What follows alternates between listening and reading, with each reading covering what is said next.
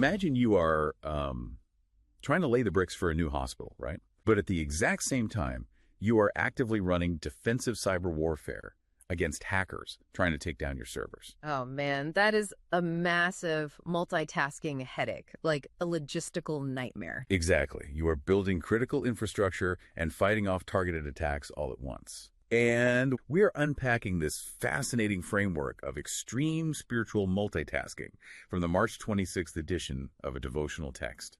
Yeah, it's a piece from Rhapsody of Realities by Pastor Chris, specifically a section titled Builders and Warriors. Right. And our mission today is to really dig into that dual mandate, this idea of believers simultaneously constructing their faith, and actively defending it. Which is anchored in this really ancient visual from the book of Nehemiah. So the text references chapter 4, where the people of Jerusalem are rebuilding their city wall. Oh, right. The famous wall project. Yeah, and they have a construction tool in one hand and literally a weapon in the other, like ready to fight. I mean, I like that visual. But applying it to a modern believer creates an obvious question for you. Like, we clearly aren't talking about handing out physical swords to a congregation to go build a church.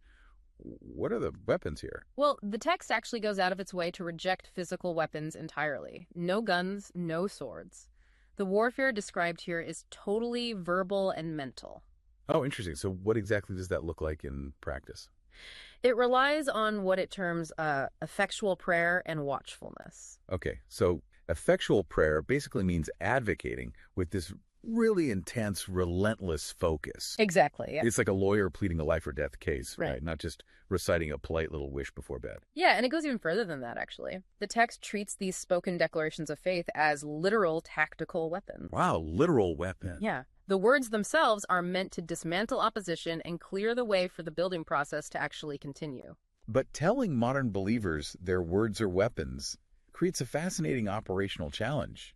Like, who was actually drafted to fight this war? Right, because looking at the text's reference to Joel chapter 2, this is not just a job for the spiritual elite. No, not at all. It mandates a solemn assembly that drafts literally everyone. Yeah, the list is wild. Yeah. It specifically mentions pulling bridegrooms from their chambers, brides out of their closets, plus elders and even children.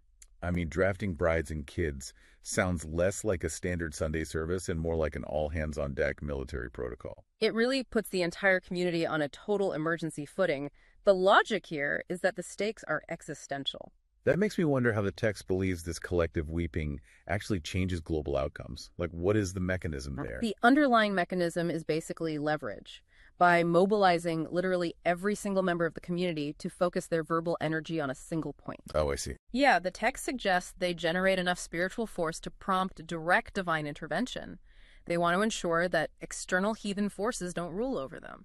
So it's a total mobilization meant to literally shift the balance of power, which brings us to what that power is aimed at. If they are mobilized, they need a target. Right? Exactly. And the devotional doesn't just point them at abstract concepts like evil or, bad vibes. Yeah, it instructs followers to direct these prayers against specific men and institutions. Specifically, institutions that foster the persecution of Christians or hinder the global spread of the gospel. Which is fascinating. The mandate is to use those verbal declarations we talked about to actively thwart those forces. Right, to render their efforts completely futile and insist that the gospel prevails despite the opposition. What's so interesting about the framework this text presents? It turns personal faith into a geopolitical tool. It frames the spread of the gospel not as organic, peaceful growth where people just slowly adopt an idea. Right, it's an actively contested campaign. Yes. It requires what the text calls watchful builders who absolutely refuse to be silent or passive.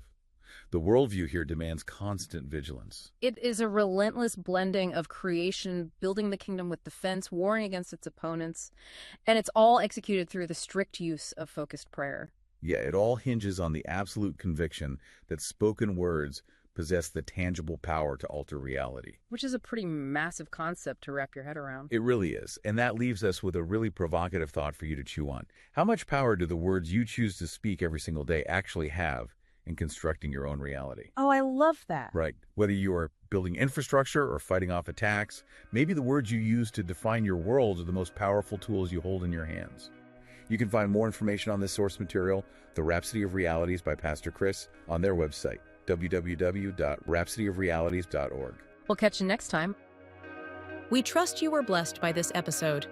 To gain unlimited access to Rhapsody of Realities by Pastor Chris, please download the Rhapsody app using the link myapp.rhapsodyofrealities.org. God bless you.